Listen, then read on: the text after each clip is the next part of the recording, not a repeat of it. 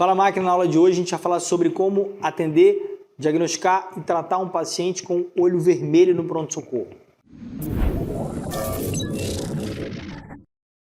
Olho vermelho é uma queixa prevalente, é uma queixa comum no pronto-socorro. Obviamente que a gente pensa em conjuntivite, eu concordo com você, faz sentido essa ideia de a gente colocar isso na cabeça, mas eu gostaria que a gente parasse não só para olhar o paciente com conjuntivite, mas também levantar possibilidades de outros diagnósticos aqui, principalmente para uma realidade que talvez você não tenha se conectado ainda com ela, se você já não está dando plantão, que é a ausência, né, de um oftalmoscópio, por exemplo. A ausência da possibilidade de você fazer o exame adequado, né? Então é muito importante que você consiga, de outras maneiras, dizer se aquela alteração ocular, se aquele olho vermelho, se aquilo pode significar alguma outra coisa e aquele paciente precisa de um atendimento especializado. Esse é meu primeiro ponto, né, do atendimento aqui. A gente está falando de atendimento. Então, o primeiro ponto do atendimento é a gente conseguir diferenciar naquele paciente do olho vermelho de que aquilo não é uma conjuntivite, de que aquilo pode ser uma patologia que demanda um atendimento especializado. E como que a gente faz isso? Vamos na tela que eu quero construir um raciocínio aqui pra gente, né? Vamos pensar aqui nesse paciente, então, que tem uma queixa principal e é de olho vermelho. Aí você começou a sua investigação, você sabe que a partir, né, da queixa é que a gente constrói o nosso interrogatório sintomatológico. Então, algumas perguntas aqui que devem ficar no nosso campo de alerta. Não importa onde você esteja atendendo esse paciente, mesmo que você esteja no ambulatório de, sei lá, da cardiologia, e por acaso surgiu um paciente como esse, não importa, você pode fazer isso, né, em qualquer lugar mesmo. Quais são as perguntinhas aqui que vale a pena a gente ficar atento? Primeira delas, o paciente tem alteração de campo visual, o paciente tem turvação visual, o paciente tem alguma perda de acuidade visual, né? Ou seja, vamos colocar essas três no mesmo balaio aqui, né? O paciente tem perda visual. Como que você pode avaliar isso? Olha, primeiro que o paciente pode te contar, né? Que ele está com uma vista turva, que ele está com uma incapacidade de ver, que tem uma área que está preta, ele pode te dar alguma dificuldade, ele pode relatar alguma dificuldade como essa. Se é um paciente, por exemplo, que não usa óculos ou não usa lente, é um paciente que tem uma visão ali, né, normal, uma visão 20/20, né? Você pode pedir para o paciente, por exemplo, fazer um teste à distância, se ele é capaz de diferenciar numa distância de, né, 1,5 m, 2 metros, talvez até 3 metros você consiga fazer, né, com um conjunto de letras. Você pode usar um papel chamex que você anota um A grande, um E menorzinho, um D e coloca na parede, ver se ele consegue diferenciar a capacidade dele avaliar, por exemplo, na distância do braço, assim, dedos, ou seja, qualquer tipo de alteração como essa vai chamar muita atenção. Não sei se você já viu um teste que a gente faz com uma bolinha e uma cruz numa folha de papel, pede para tampar o olho direito, depois tampar o olho esquerdo e ele mantém o olhar sempre em um dos dois, para ver se ele tem perda do campo visual. Teste simples, além do relato do paciente. Se ele te conta isso, isso aqui é outro problema. A gente não está frente a um paciente que eu vou simplesmente ali, sem dar o exame adequado, liberar esse paciente para casa com um remedinho para ele pingar no olho e pronto. Não. Você pode estar mandando um paciente para casa com glaucoma, você pode estar mandando um paciente para casa com descolamento de retina, você pode estar mandando para casa esse paciente com uma alteração que demanda um oftalmologista, tá? Primeiro ponto é esse. Segunda coisa, sintoma no local. Então, primeiro a gente viu, obviamente, falando de olho, então falando de visão. Não tem como você esquecer disso. Próxima coisa, local em si, né? Qual o sintoma local? O que significa dizer isso? Significa dizer dor e flogose, tá? Ou seja, o paciente tem dor no olho. Eu tô com muita dor no olho. Imagina um paciente de glaucoma falando isso para você. E tá com o olho vermelho, ó, pô, caramba, esse cara não tem conjuntivite, né? Não é isso o problema dele. Né? Ele tem uma dor à palpação ocular muito importante. Pode estar frente a um paciente com glaucoma, né? Um glaucoma agudo, um paciente complicado. Né? Um paciente que, na avaliação, ele tem dor no olho, o olho dele está vermelho, quando você olha ele tem um edema, uma celulite periorbitária. Tá entendendo o que eu estou falando? Isso não é um paciente com conjuntivite que você vai pingar o colírio e vai mandar ele para casa. Esse paciente precisa de atendimento oftalmológico especializado. Beleza? Aqui ficou mais fácil, a gente resumiu aqui de alguma maneira, né? Alterações visuais com alterações locais, dor intensa, e aqui principalmente, ó, dor intensa. Galera, dor intensa Dor desproporcional sempre é um marcador de gravidade. Sempre pensa nisso. Dor intensa na perna, desproporcional, pode ser síndrome compartimental, pode ser oclusão arterial aguda, pode ser trombose venosa. Dor desproporcional na barriga pode ser uma pancreatite, pode ser um aneurisma de aorta, pode ser uma dissecção. Ou seja, dores desproporcionais sempre nos chamam a atenção. Então, um paciente com olho vermelho, uma dor absurda no olho, olha, não é o paciente para eu botar num fluxograma de conjuntivite e tentar entender. Por isso que a própria classificação, né, quando você está avaliando um paciente com olho vermelho e suspeitando de conjuntivite, a dor entra como um marcador importante.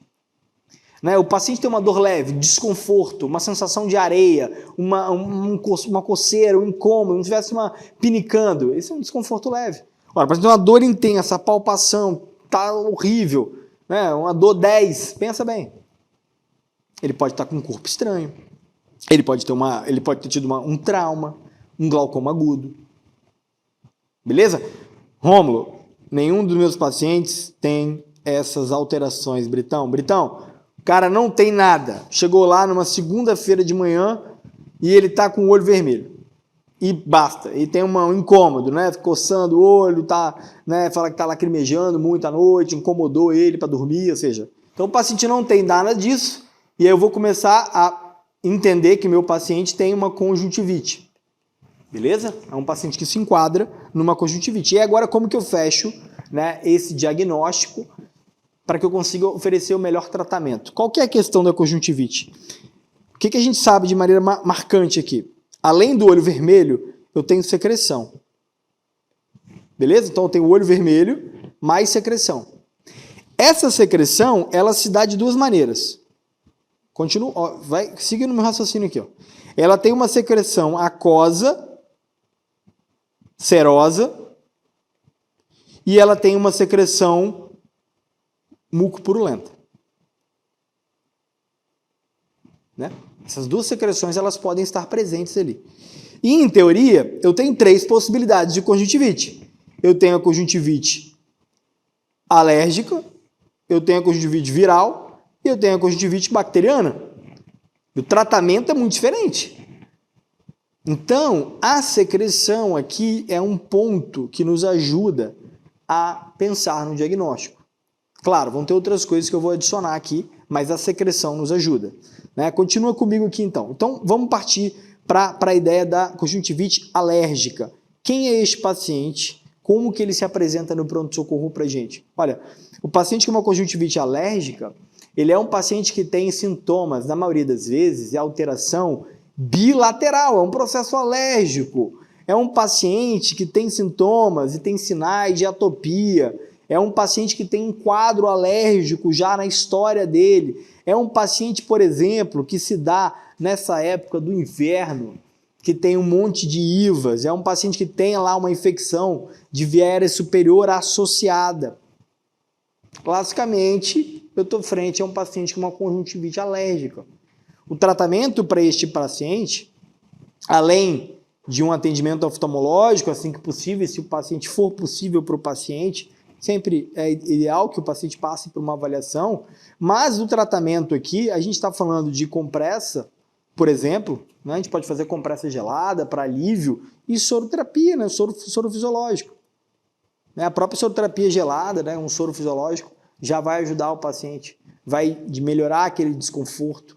Né? Se o paciente tiver com algum sintoma além dos olhos, né? Esse paciente poderia se beneficiar, por exemplo, de um antialérgico, uma polaramine, por exemplo, né?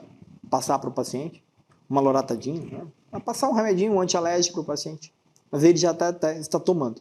Tá? Esse é o primeiro cenário. Próximo cenário, o paciente que tem uma condição agora, uma conjuntivite. Ah, desculpa, retorno. Aqui, que tipo de secreção que a gente está vendo? Uma secreção aquosa, uma secreção no máximo aí serosa, tá? Então, voltando para a ideia da secreção.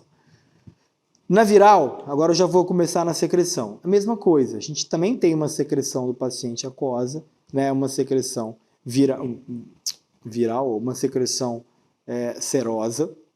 Mas tem uma característica aqui importante que é o seguinte, esse paciente que vem de um quadro viral, é provável que ele refira o quê? Isso aqui é muito legal, tá na nossa anamnese. Contato prévio. Eu lembro uma vez que eu tive conjuntivite, eu estava fazendo era um projeto de extensão na faculdade em dengue, e basicamente eu estava no ambulatório fazendo prova do laço, uma das coisas, né? E eu lembro que eu fiz prova do laço numa mãe e no filho com conjuntivite, algo assim. Passou alguns 2 dias, foi por aí, 2 dias, 3 dias, foi alguma coisa assim, eu não lembro exatamente. Foi no fim de semana e logo no início da semana eu ia começar o rodízio de clínica médica e era a primeira semana de aula. E aí eu fui para o hospital porque ninguém acreditava, já que eu estava dando migué.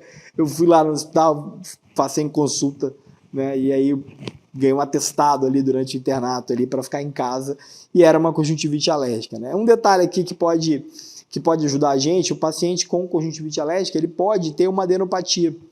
E essa adenopatia normalmente se dá, né, na região cervical. Então a gente pode palpar ali, principalmente a região pré-auricular, né? A gente pode palpar o paciente, né, a região aqui anterior, aqui ó, pré-auricular, e sentir algum gânglio ali, doloroso ou não, né, que poderia, né, nos facilitar aqui a suspeição de uma conjuntivite viral também, mas aqui vai uma bela dica, que é o paciente com contato prévio. Nossa terceira e derradeira, a gente está falando agora da conjuntivite bacteriana.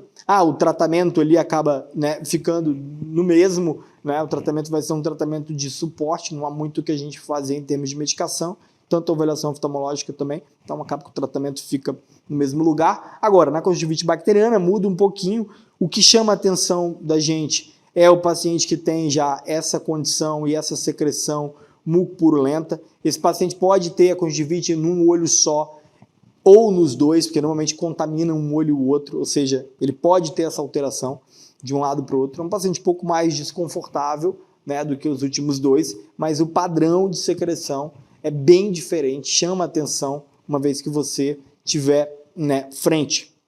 Aqui sim, o tratamento vai com antibiótico tópico, né? Tem vários tipos de antibiótico tópico, um deles, por exemplo, é a tobramicina, que a gente pode passar para o paciente ali em uma gota a cada 4 horas. Seria uma posologia, assim, para a gente fazer um tratamento, né, de modo um pouco mais empírico aqui.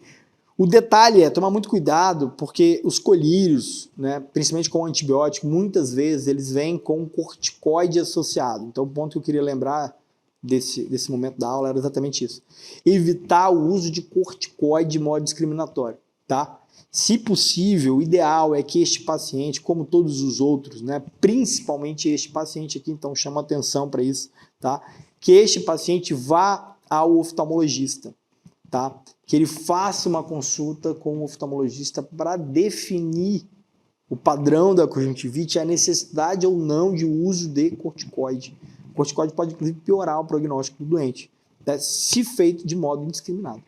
Então, o ideal é que a gente pode iniciar o antibiótico, a gente pode colocar esse paciente, por exemplo, com algum colírio que vai ajudar, que vai melhorar, né, a sintomatologia do paciente, o desconforto. A gente pode recomendar soro, a gente pode recomendar compressa, como a gente recomendou para os outros pacientes, mas é importante que ele vá ao oftalmo para que defina, né, o tratamento definitivo ou que associe alguma outra medicação, tá? Então, meu ressalvo aqui é exatamente isso, né? Evitar o uso indiscriminado desses corticoides com os antibióticos. Tem várias dessas associações. Então, se você não estiver muito, né, acostumado, você acaba passando um colírio que às vezes você viu alguma outra pessoa passar, uma vez você viu algum colega da oftalmo passar, e você acaba repetindo aqui, mas você esquece que o colega, antes de fazer essa alteração, ele não simplesmente olhou o doente. Ele fez fundo de olho, ele usou o oftalmoscópio, ele avaliou o doente como um todo, tá? Então, pela, às vezes, nossa incapacidade, né, de executar o exame oftalmológico como generalista, pensando aí em plantões diversos, o que a gente discutiu aqui é uma maneira segura e correta de você fazer o atendimento e você consegue, lembrando sempre, encaminhar os pacientes de modo mais adequado para o atendimento especializado. Beleza? Se você curtiu essa aula, me diga aqui nos comentários se você já teve conjuntivite e o que fizeram para a sua conjuntivite. Beleza? Um abraço, até o próximo vídeo.